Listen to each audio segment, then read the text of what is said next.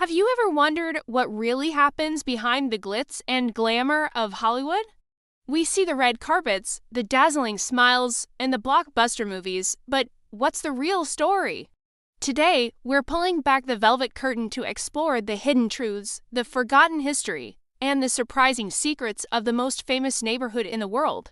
From the silent film era to the streaming wars of today, Hollywood has always been a place of dreams, but also a place of brutal competition and shocking scandals. So buckle up, because you're about to see a side of Tinseltown you've never seen before. First, let's travel back in time. Believe it or not, Hollywood wasn't always the center of the film universe. In the early 1900s, the movie industry was actually based on the East Coast, mainly in New Jersey and New York, and it was controlled by one man, Thomas Edison. Yes, the inventor Edison held patents on almost all the technology needed to make movies, and he formed a powerful monopoly called the Motion Picture Patents Company, or simply the Trust. If you wanted to make a film, you had to pay Edison.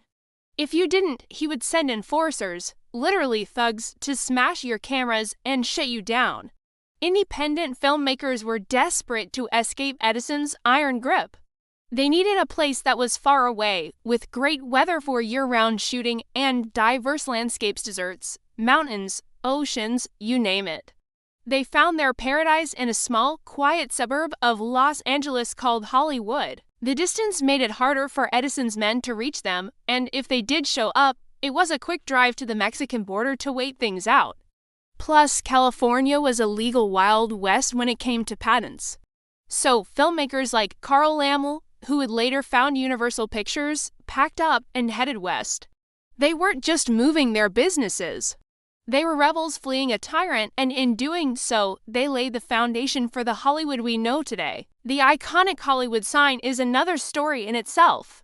When it was first erected in 1923, it had nothing to do with movies. It was actually a real estate advertisement. It originally read Hollywoodland and was built to promote a new upscale housing development. The letters were studded with thousands of light bulbs that flashed in sections: Holly, wood, land, and then the whole word. It was only supposed to last for about a year and a half, but it quickly became a famous landmark. As the years went by, the land part fell into disrepair and was removed in 1949. The sign became a symbol of the movie industry, but it also has a darker side. In 1932, a young actress named Peg Entwistle, struggling to find success, tragically ended her life by jumping from the letter H. Her story became a haunting reminder of the countless broken dreams that litter the path to stardom.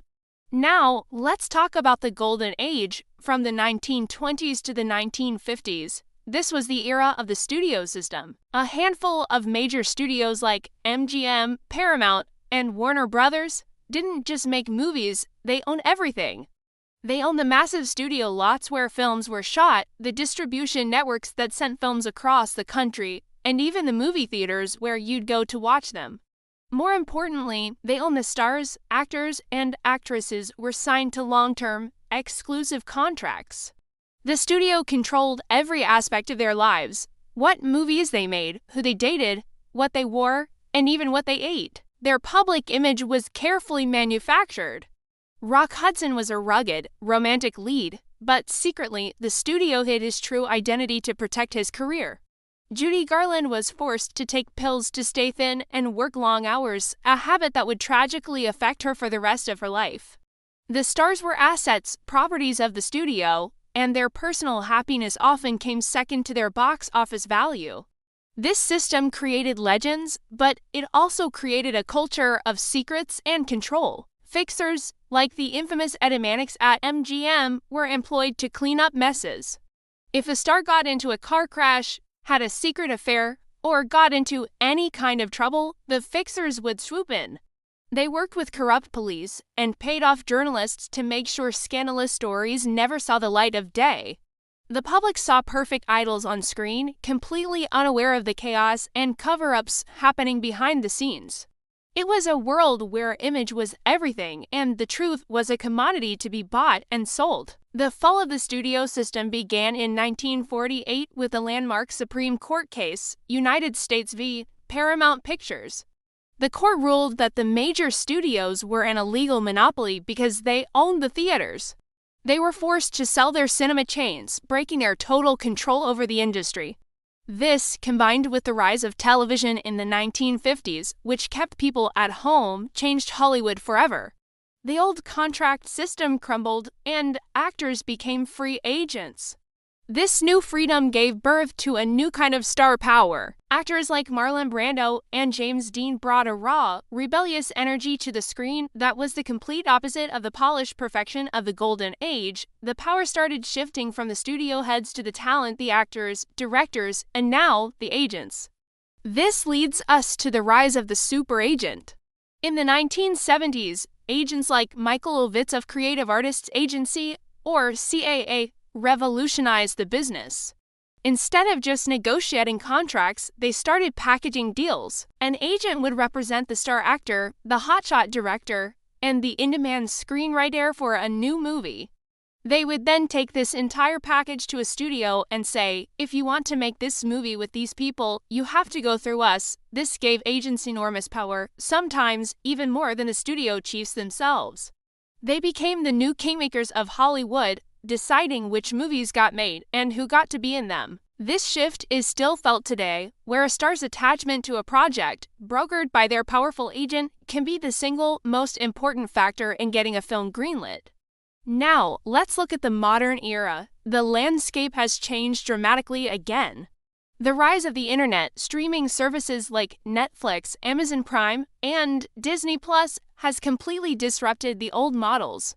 The concept of a blockbuster opening weekend at the box office is no longer the only measure of success. Today, it's about subscribers, content libraries, and global reach. This has created an insatiable demand for content, leading to what many call a new golden age of television with production budgets that rival major motion pictures. Studios are no longer just competing with each other. They're competing with tech giants from Silicon Valley who have incredibly deep pockets. This has created a massive boom in production, but has also raised new questions about artistic freedom, data-driven creative decisions, and the future of the movie theater experience. But amidst all this change, some things in Hollywood remain stubbornly the same. It's still a town built on who you know. Networking is everything. It's still an industry with a massive wealth gap, where a few A-list stars and executives earn astronomical sums while thousands of crew members, writers, and aspiring actors struggle to make ends meet.